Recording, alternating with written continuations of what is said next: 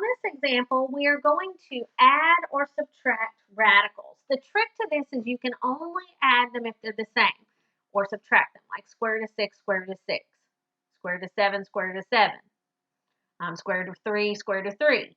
You cannot add a square root of 3 with a square root of 6. They only go together if they're the same. It's like having x's. So let's pretend this said 3x plus 4x. You guys know it's 7x.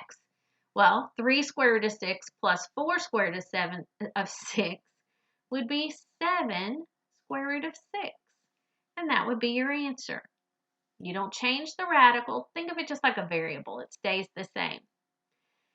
Now on part B, before we can add or subtract these, we have to simplify it. 6 was just 2 times 3. There were no pairs. On this one, 18 is 2 times 9. 2 is prime, 9 is not. That's 3 times 3. So this changes to 3 square root of 2 minus, let's do this one.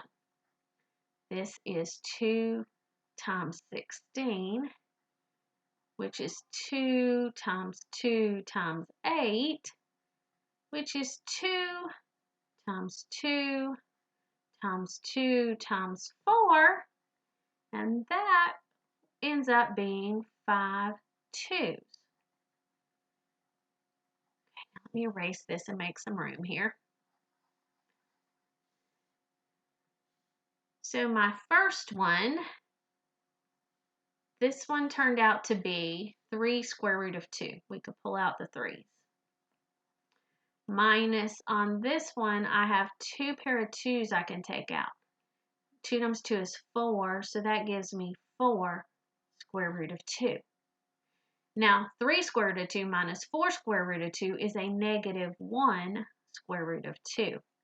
When you have a 1 in the front like that, you do not have to put the 1 there. It's not wrong, but typically they just leave it out and you assume there's a 1 there that you don't see.